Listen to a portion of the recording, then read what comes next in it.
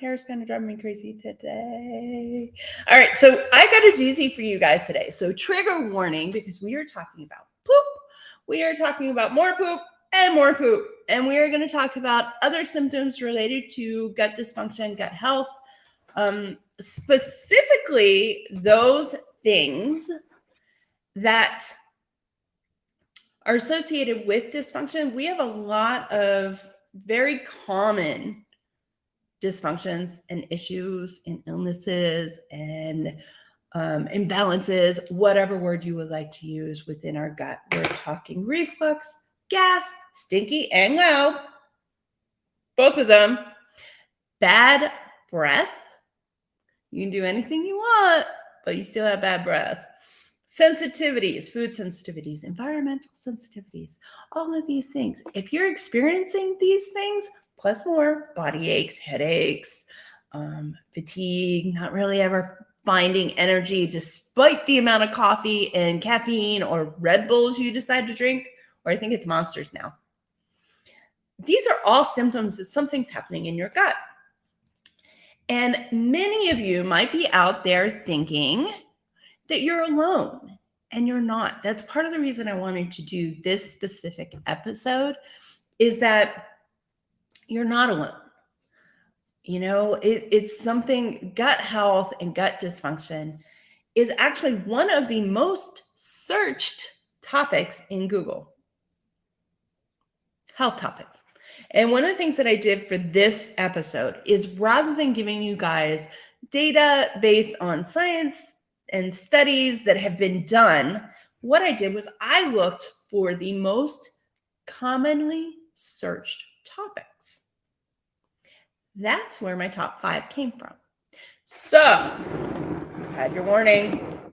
You've had your warning. This is going to be one of those gross episodes. If you have littles that you don't want to hear this, pop those earbuds on. All right, so first and foremost, the one thing I wanted to mention is chronic constipation.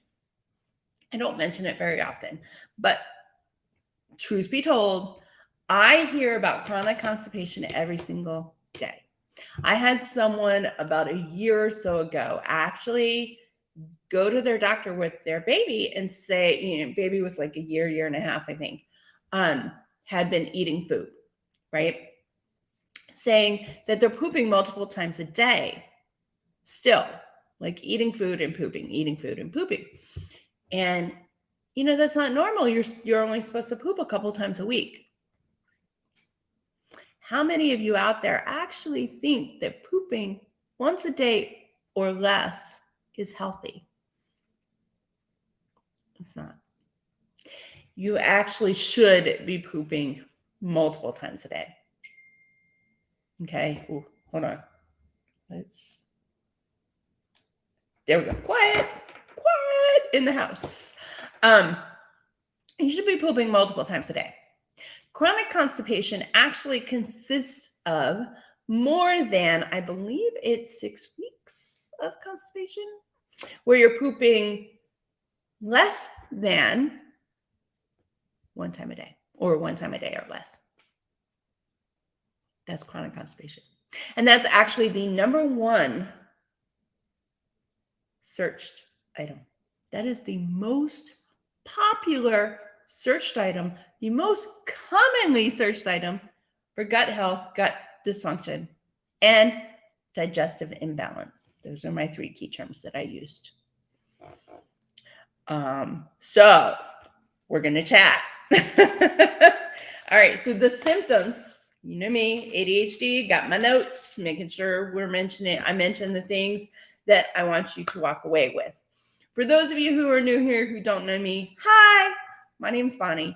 I am a holistic wellness coach. It is Monday. I am a holistic nutritionist. I have been in this industry for a very, very, very long time. I started as a trainer, and now what I teach is holistic health. I teach you how to eat to heal your body, to heal your gut, so that you can alleviate sensitivities. You can alleviate any of the symptoms that we're about to talk about today, as well as many, many, many more. My my path takes you to a place where you learn how to listen to your body. And by listening to the signals that your body sends, you can heal your body and actually live a very long, healthy life without feeling like every single day you have to overwhelm yourself in stress and focus so strictly on these health practices. It just becomes natural. So, back to our topic of the day. With our gut, here are the top symptoms, not in any order. Okay, we're just going to go through them so that it is succinct and it is clear. Reflux, bad breath, sensitivities or intolerances. Allergies are not on this list for a reason. Allergies are different. Chronic constipation, skin issues, uncontrollable weight issues, meaning you gain weight without realizing it or without doing anything actively to try and gain weight, and you're unable to lose weight, or you yo-yo, down, up, but you're not doing anything actively to try and produce that result. And then cramps, body aches, headaches, feeling sluggish, feeling exhausted or fatigued in any way, shape, or form. Okay, and all of this is fatigue and exhaustion, despite the fact that you've slept all night. Like, you can get 68 hours of sleep, but you wake up and you're still exhausted. It's because your body's not fully shutting down. So now I have 5 items we're going to talk about today. These are the top 5 most commonly searched gut dysfunction, imbalances, and illnesses. Okay. The symptoms I just listed are indicative of every single one of these. So how do you know the difference between one versus another? You really don't. There's a couple of things that are different in each, which we will talk about in specific areas that will identify which one you're dealing with. And really, beyond these top 5, they all basically revert back to the top 5. Like, IBS is number 1, okay? And I didn't go in any order. This is not in order of popularity. I purposely did that. IBS, IBS could be IBS, IBD, IBDD, IBSC. I mean, there's a million terms for it. So when you look at the list of the most commonly searched, you find that IBS and IBD and IBDD and all of the acronyms are searched separately, right? But I mean, ultimately, very similar. SIBO, very similar, right? Obviously, all syndromes are basically symptoms. Syndrome, Dr. Mark Hyman was talking on his podcast, I think a week or 2 ago. And I love listening to him. If you ever get the chance and you have a lot of time to listen to, because his episodes are long, he's a good person to listen to. He was talking about how, syndromes, the word syndrome is used to describe situations, health situations, and ailments that really have no diagnosis. You don't know what the diagnosis is. Syndrome is just a bunch of different things. And ultimately, an acronym like IBS means all of these different symptoms associated with this, right? Irritable bowel. So all these symptoms are associated with bowel function. So syndrome. All right. So you have IBS, you have GERD, gastroesophageal reflux disease. So effectively, acid reflux that never goes away. All right. Celiac, leaky gut, and constipation. I purposely put constipation at the end. I know it's the most common, but you guys, the others typically contribute to constipation. So if you are constipated consistently, if you are pooping less than 1 time a day, then you're chronically constipated. You should be pooping at least 2 to 3 times a day. No, it should not stink. No, it should not be loud and stinky, or loud. Yeah, loud and stinky. You should not clear rooms. Okay, will there be an aroma? Yes, but it should be very mild. Should not be very heavy or very potent.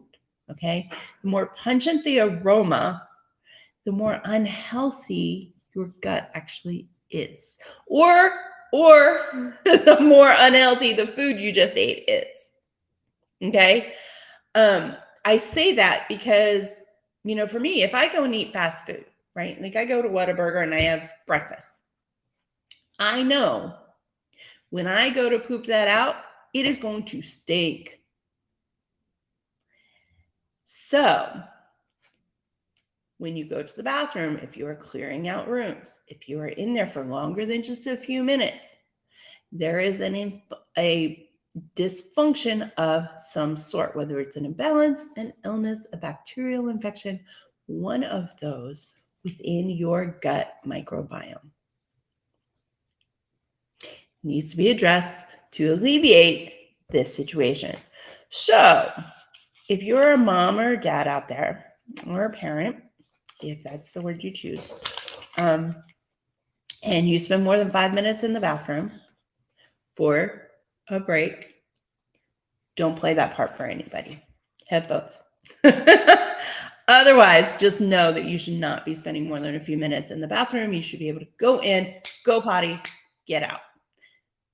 I use potty automatically. You can tell I have toddlers. But realistically, you should be able to go in, go to the bathroom, come back out, right? Move on with your day. It should not take more than a few minutes. All right. So now what can the culprits be? So IBS, GERD, celiac, leaky gut, constipation. These 5 most common areas, ailments, actually have very common culprits. They manifest themselves in different ways. And I mean, genetics has something to do with that, lifestyle. Your diet has a lot to do with which of these 5 actually are developed, right? Which manifests.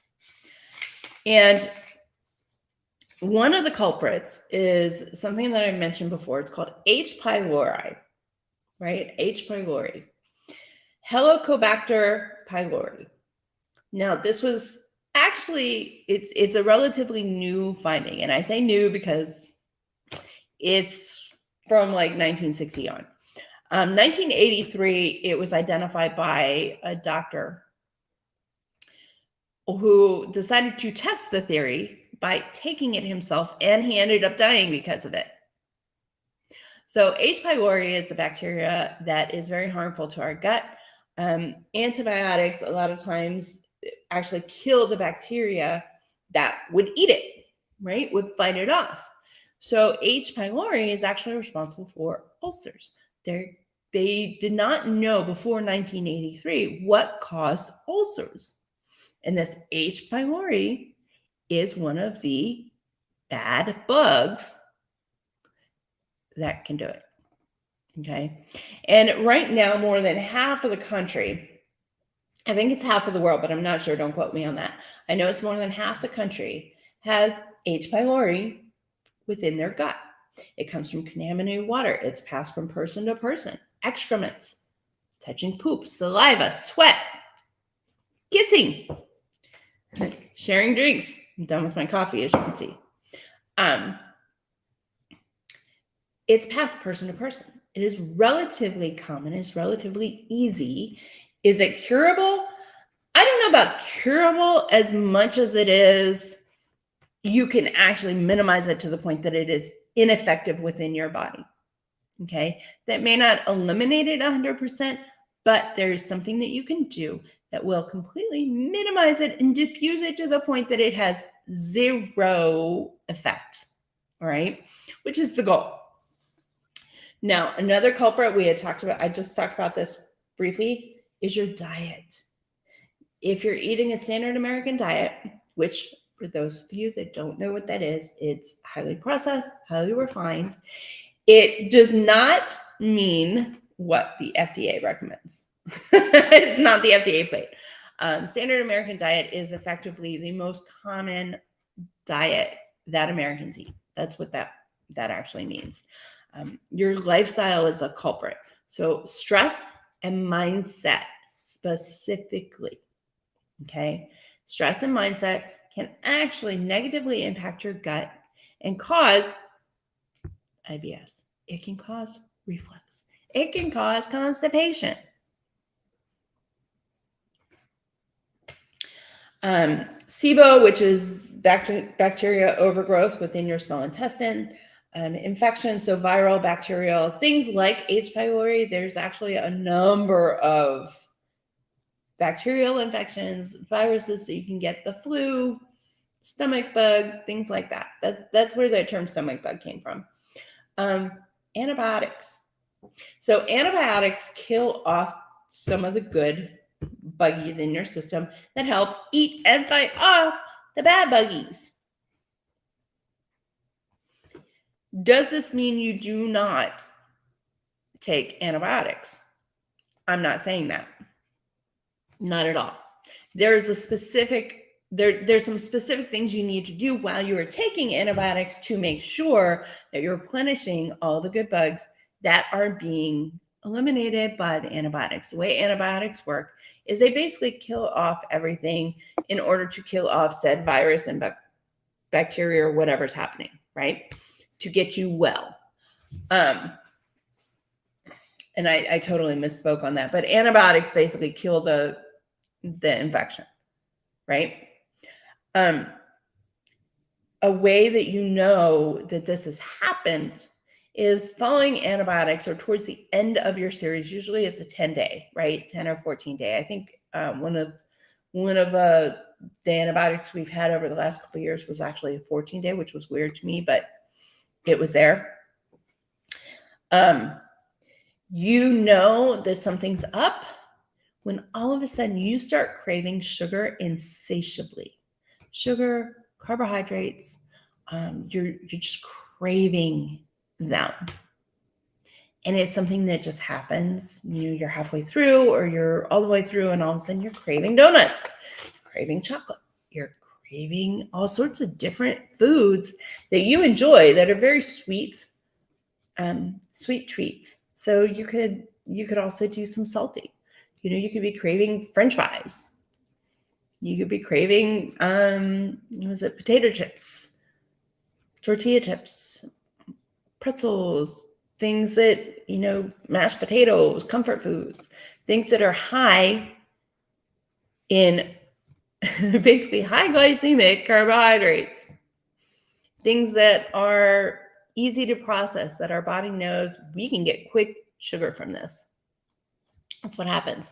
So antibiotics are really specifically impactful on what's called C. difficile. So let me say this because I say it differently. To me, it reminds me of colostrum, which is basically a breastfeeding thing. Clostridium difficile, C. difficile. Okay. This is the bad buggy that basically eats all the good ones that help maintain balance within your system. And a lot of antibiotics actually specifically provide put that bug into your system or allow it to grow out of control, right? To multiply and basically go off the chain. So now what do you do? How do you repair all of these things? Because while these dysfunctions exist, and leaky gut sounds like something that is lifelong. And for people who receive word that this could be what's happening, they feel like it's irreparable. It is not. And I apologize to all the wordsmiths out there. I don't know that that's actually a word, but it is not. You can repair each and every one of these. You can return balance to your system and no longer have to deal with any of it. You really can. So let's go through this list real quick. So IBS, irritable bowel syndrome. Most of you understand what that means. Okay, it's basically you're eating things and your stomach is just upset. It's gurgling. It's crampy, it's gassy. It's not happy. It's not happy. You're nauseous, feeling a little sick. You can cause some constipation or congestion up here. GERD, obviously that's acid reflux. You eat something and it feels like it stays stuck here, and it's just acidic and it's burning and it hurts. I actually had some reflux issues before I lost weight, so that I know a lot about. Celiac is obviously the gluten sensitivity or intolerance. It's much higher than a sensitivity, so please don't be upset by me seeing that. Celiac is where when you eat gluten actually acts like glass shards in your intestines. It tears up your intestines. And eating gluten long term, when you are fighting celiac, when you have reached a point where your body is now in a celiac state, it can actually cause leaky gut. So now you're dealing with multiples. And that's the other thing with a lot of these is you can deal with multiple dysfunctions. Leaky gut is an impermeability within your intestines. So effectively what that means is that somehow, some way, perforations have been created. And now, rather than everything staying within your intestines, there is intestinal fluid leaking into your body. Okay. This is not a diagnosed illness. This is something that occurs. I want to make sure that is very, very clear, because there are some medical professionals, some conventional doctors and practitioners that will tell you that does not exist. It is not a real thing. Intestinal permeability, however, if you ask them about that term, that exists. It's the same thing. Leaky gut is just a quick popular term to associate the two. Neither sound very good, so whatever. Constipation, chronic constipation, effectively, like I've been talking about, is where no matter what you eat, no matter what you do, you just can't poop. And you will have weeks where you feel like there's just this rock within your stomach because nothing's moving, right? And a lot of times that can actually be alleviated from drinking water. The number of people who come and talk to me who have to stop eating processed foods because their diet is highly processed. And we're talking bad processed, you guys. We're talking like fast food, frozen foods, prepared foods that have a lot of the hydrogenated oils in it, the hydrogenated ingredients. And they're not drinking enough water.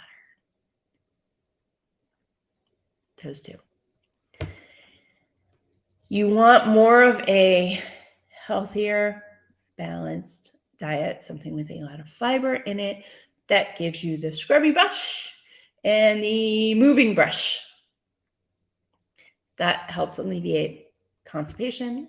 It helps restore balance to leaky gut, to celiacs, and to IBS, and what's the other one? Reflux.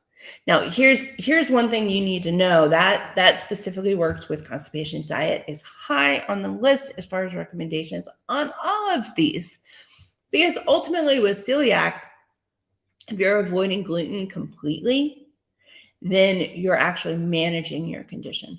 Now, there's a couple of things that typically come alongside the celiac by the time you understand, or by the time you've identified a celiac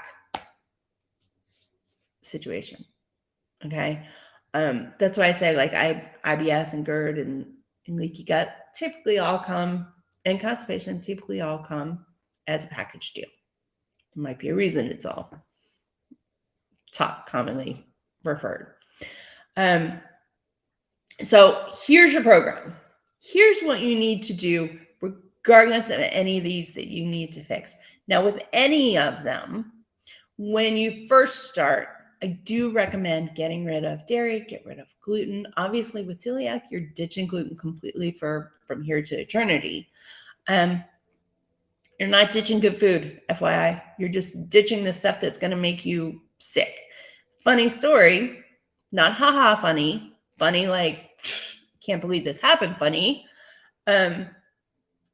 Most people who have a gluten sensitivity in the United States can have gluten in other areas of the world. This is a result many times of what's been done to our food system. And, if you're watching the history of food, you'll see what happened. And, I don't necessarily blame them. The situation in the world was the situation in the world. They needed to try and do things quickly to feed the population, to make life easier. That's what they did. It got a little out of control. Things happened that they were not aware of at the time. So here we are. So with celiac, you obviously are giving up gluten. But with any change, if you're trying to heal this, you want to take at least 3 months. It takes 3 to 6 months to fully heal from any gut health issues. In some severe cases, it can actually take longer. It can take a year or more. Just depends. So here's what you want to do. You want to get rid of the dairy. You want to get rid of the gluten. Is it permanent unless you're a celiac? No. There are 8 top allergens that should be included in this, but ultimately dairy and gluten, top 2. And I always say top 3, dairy, gluten, soy. Always recommend getting rid of soy. It is a very highly processed food. It is very rare and difficult to find products made with soy that are not using highly processed soy. If you can, go for it. If you're a female, be careful, because soy actually manipulates estrogen. It's used in the herbal world to manipulate estrogen. So be very careful with your consumption. Everything in moderation, wide variety. Follows the same source, or follows the same principles. All right, so we've ditched dairy, we've ditched gluten, we've ditched soy, hopefully. What else do you do? So for about 3 months, you want to make sure you're taking prebiotics and probiotics. Now, does this mean you need to have supplements? In severe cases, I recommend it. However, you can get it from food. You can get both of these from food. Fermented foods. You can also get them from fermented foods, things like yogurt, stuff that has probiotics and prebiotics within it. Our yogurt, kefir, coconut is huge, you guys. Bananas help. They help feed good bacteria. They also help feed bad bacteria. So that's what I'm saying. In most cases, when we're talking severe cases, you do want to go with supplementation, because if you're looking at a SIBO or bacterial overgrowth, you're going to want to manage the amount of sugar coming into your body, regardless of whether it is from a healthy source or it is added sugar. All right. You're going to want to manage that. And in those cases, if we're dealing with candida overgrowth, a SIBO situation, I would even say IBS and, GERD is, I would say, use supplementation for that. Definitely healthy sources, plant-based if possible. They are out there. If you need recommendations, let me know. My number one recommendation is actually the doctor formula for, I believe it's Garden of Life. I think it's Garden of Life, Garden of Earth. I'll put a link below so that you guys can see what I'm talking about. They have a million different varieties. They have mood, they have immune, they have one for women, they have one for men, they have a high count, they have a low count. If you are dealing with any of our top 5, you want high count, because what happens is you're feeding the probiotics. So probiotics are actually the bacteria, you're feeding it into your gut. Your body's only going to maintain a certain amount.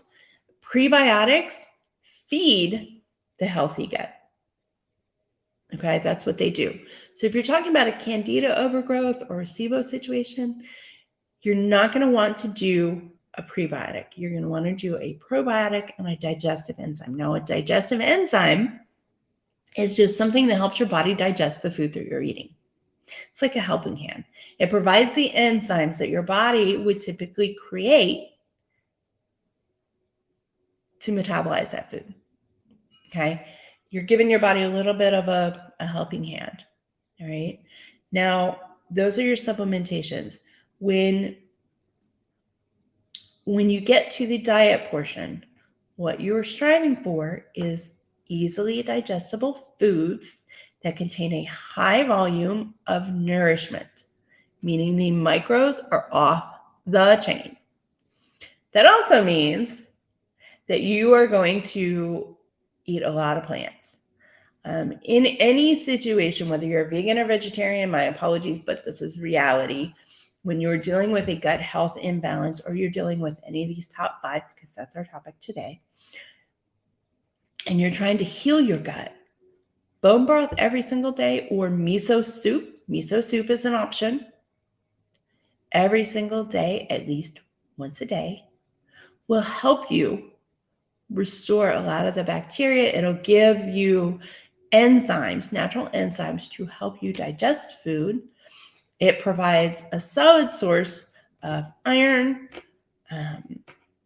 It contains some probiotics within it. It helps basically restore some balance within your gut. So bone broth or miso soup every single day is very, very helpful with your diet when you are trying to heal your gut. Now, on top of that, you want to eliminate all added sugar. Every little bit. Artificial, replacement, alternative. I don't care if it's stevia, it's got to go. Nothing except the food that you eat should be sweet. Because when your body tastes sweet, your brain automatically converts sugar. It thinks we're converting sugar. So it reacts the same, regardless whether you're putting sugar, actual sugar in, your tea, or you're using stevia, or you're using, I don't even know what the other ones are anymore. I haven't used them in so long. Anything that you put into your food or your drinks that creates that sweet taste, the sweet flavor, your brain just knows, okay, this is going to be a glucose element. It's all your brain knows. So when you're trying to heal an overgrowth, that's why you want to minimize those, because you don't want your brain to see sweet all the time. Our bodies love sweet. To us, it means energy. To our subconscious, it means energy. It means fuel. Okay? When you're trying to heal an overgrowth, you don't want to think fuel. You don't. You do want to make your body work a little harder for that, for the glucose. So you're going to eliminate all sugar, and you're actually going to minimize the amount of fruit you're eating. You want to stick to 2 to 3 servings and keep the fruit as minimally sweet as possible. So things like citrus, the tropical fruits are really good. You want to avoid bananas, things like apples, watermelons, stuff like that, that has a lot of sweet in it. So the sweeter the food is in your mouth, the sweeter the flavor, the more you want to avoid it. Okay, it's a good, easy way to kind of think about that. You can use herbs to help you. So garlic, the herbal world's all-around healer. Garlic up your food. Like garlic it to the point that you're repelling vampires. When someone's starting to come down with symptoms, cold symptoms, I usually tell them to garlic up their food to the point that you're repelling vampires. In this situation, it's exactly the same. Garlic is an antibacterial, it is an antiviral, it's an anti-inflammatory. It just loves a healthy body.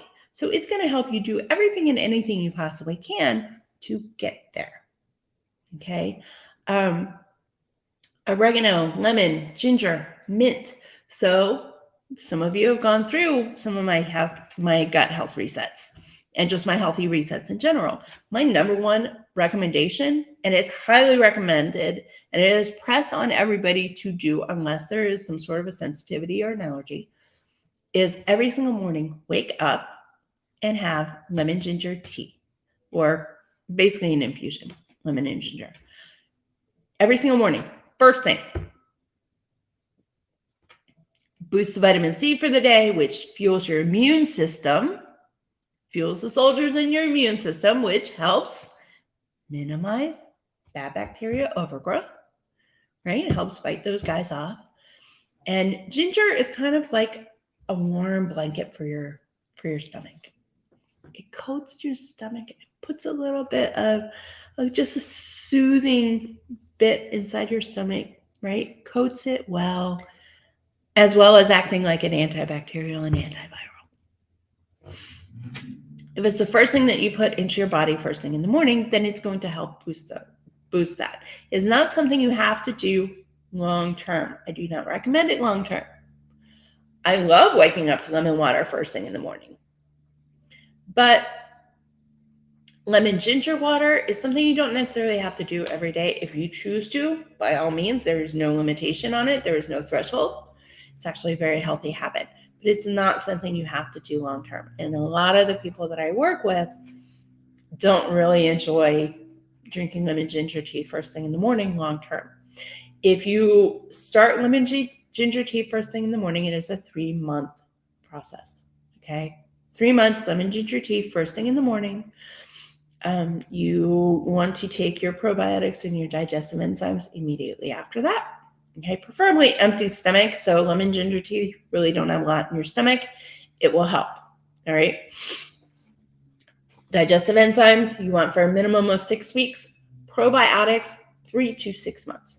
Depending on the severity of what you're dealing with, you want 3 to 6 months for probiotics.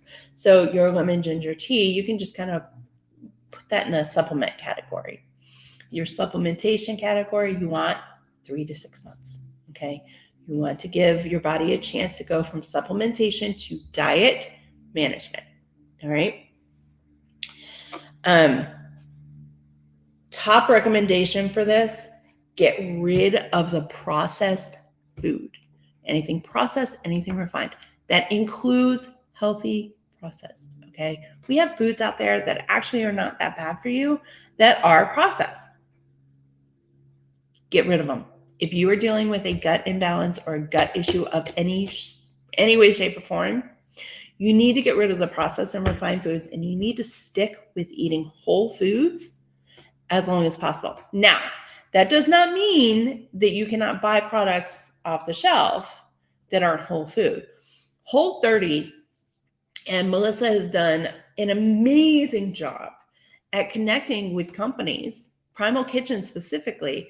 That's the one I can think off the top of my head. The That's It bars. I love giving That's It bars to the boys. They're whole food ingredients. They're already prepackaged. They're prepared for you, so you don't have to do everything from scratch. But if you look for something that is Whole30 certified, that means that their ingredients are strictly whole foods. She is very strict in what she allows on that list.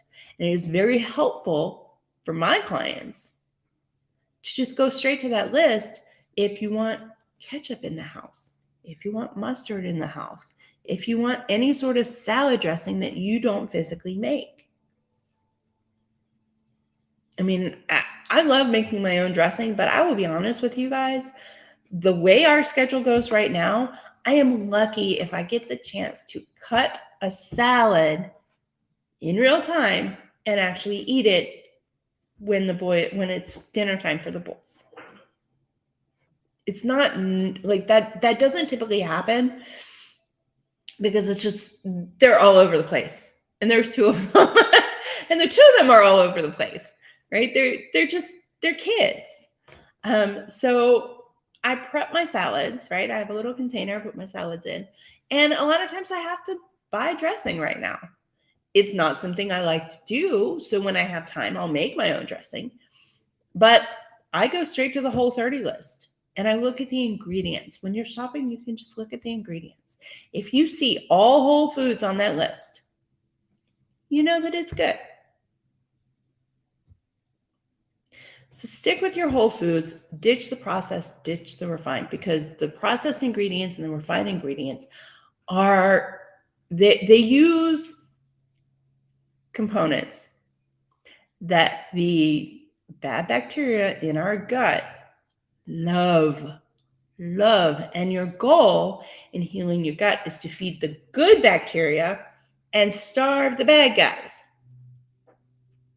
It's like that spy versus spy. You got the black spy and you got the white spy, right? The good bacteria are the white spies and the bad bacteria are the bad spies. We want to feed the white dude and ditch this black bad guy over here. And for the record, do not take this into race. Spy versus spy is a black dude, a black spy and a white spy, and they look like little triangles.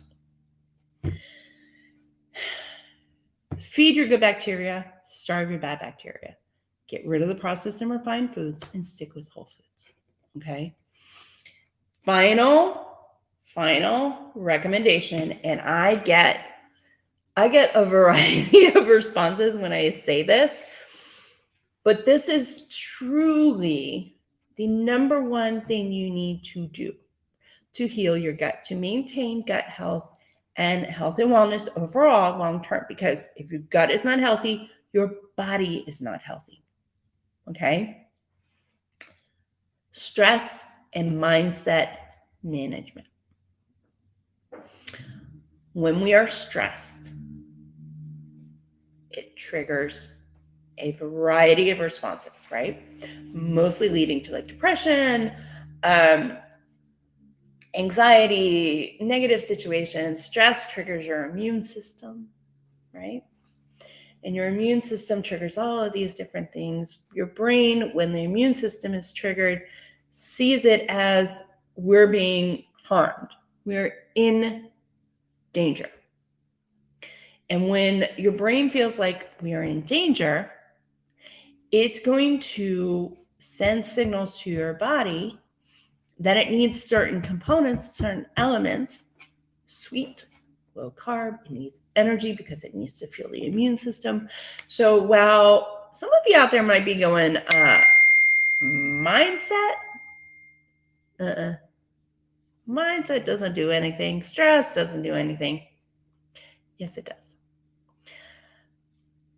You need to establish a few 1 to 3 practices that you can do now to heal your gut and maintain long term. So meditation, I don't meditate like normal people. I'm not talking you sit and you go, oh, or you listen to meditation music, quiet, eyes closed, things like that. I can't do that. Sitting still, in case y'all have not figured out by now, is not something I do very well. So the way I do meditation is I'll go for a walk, or I will draw something or do something else. And either I have relaxing meditative music playing in the background or I have it quiet. When there's a day that everybody is busy, the days that I used to train all day, right? Noise all day, constantly. I would absolutely love taking a walk at night, no headphones, no noise, nothing in my ears except nature. Literally, meditation can be as simple as going for a walk on a hiking path with lots of trees. We are energetically connected to the earth. We're energetically connected to nature.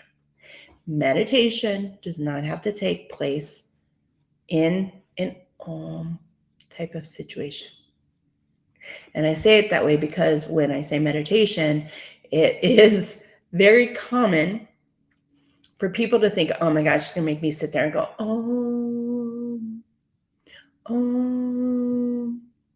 no. I love doing that in yoga class, by the way. But that's not what I'm talking about. Meditation should equate to a good 5 minutes or so of quiet time where you're trying to just clear your thoughts. And that's it. Stress management, exercise. Just go move. Start sparking off some of those happy genes. Kick off your serotonin. Get your endorphins flowing. All of it. You can have a gratitude journal, something where you take note of, something positive for your day. And every day you take note. And for some of you, that could be, I made it out of bed. I brushed my teeth today. It doesn't have to be, all the hype and all the drama. It could be something minimal. A gratitude journal over 3 to 6 months has actually, alongside a gut health diet, has actually helped a lot of my clients. And what it is it on the rough days, the days that you feel like the world's against you, because, here's the thing about restoring your gut, restoring your body, rejuvenating your health. It is an up, down, emotional roller coaster for a couple of weeks because your brain is trying to figure out where homeostasis is now. Where is balance? And it's trying to get rid of bad guys. The bad guys don't want to go. They want to stay. So they're fighting to stay, and the good guys are fighting to get them out. And you just have all this upheaval. So using stress management tools, mindset tools, things like a gratitude journal, like meditation, like exercise and movement, tremendously helpful. If you have kids out there, if you have dogs, go play with them. All you need is good 15, 20 minutes a day. I mean, granted, 45 would be much more helpful. I would like 45 from you. But, if you have limited time, 15, 20 minutes. Just give me 15, 20 minutes of consistent movement. I don't care what it is. Go play, go dance, walk around your car 50 million times. I don't know, whatever. These are things that ultimately will help you long term. So just to kind of summarize all of this, the top 5 that we're talking about, the most commonly searched ailments for your gut: IBS, GERD, celiac, leaky gut, and constipation. The way that you heal is taking supplementation of some sort, whether it's food or supplements, to act as prebiotics, probiotics, and digestive enzymes, eating a healthy, unprocessed, unrefined diet, free from added sugar, and excess fruit. You want to also include herbs. I'm making sure I got all of them, you guys, because my brain's going in 50 million directions right now. Make sure you include your garlic. Make sure you include some lemon, some ginger. Toss in some oregano and mint if you want. Those herbs are actually especially helpful. Rosemary as well. And you want to increase, when you're talking diet, you want to increase your plant consumption, right? Keep it whole food related. And then finally, very last, also important one, mindset and stress management. Okay. That is your to-do list today. Now, if this sounds like something, any of this sounds like it's, or not, it doesn't sound, if it's ringing any bells, if it's connecting in your brain going, oh my God, I do this, right? I'm sitting on the toilet and nothing's happening. I'm only pooping one time a day, or I'm only pooping a couple times a week. Let's get your tummy happy. I finally finished my free 7-day happy gut challenge. So if any of this resonated with you, comment below or DM me happy tummy. I love saying happy tummy. Mindset. Say happy tummy, then eventually your brain goes, oh, we need a happy tummy. Right? So DM me or comment happy tummy, and I will send you the form that you need to fill out to receive your 7-day challenge. Why is there a form? Because everybody is dealing with a little something different, just like we talked about with celiac and with leaky gut. Okay, each one of these has very similar symptoms, but then there's those little caveats that are slightly different. So the reason you have a form is because there's no one-size-fits-all solution.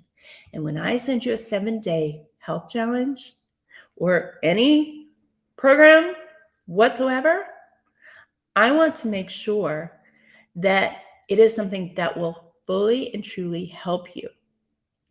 I don't want to send you something that was created for someone with leaky gut when what you're truly dealing with is IBS and celiac. Okay. So if you're interested, if this topic, this chat aligns with anything, if it's setting off bells, listen to the bells. Is your body saying ding, ding, ding, ding, ding, ding, ding, ding, ding? We have a winner. So let's take that winner and let's heal you. All right? Like I said, DM me happy tummy, comment happy tummy, or just send me a message. I'll send you a form. You can always set up an initial consultation. Those are always free, you guys. You got questions, you want to chat, click on the link. Let's get to chatting. All right.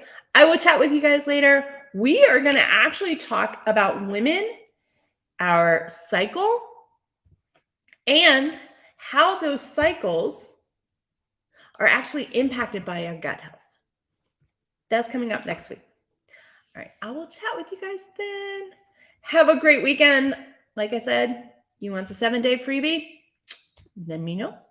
And if you have any questions, as always, you know where to find me. All right, guys. I will chat with y'all later. Bye. Have a great week.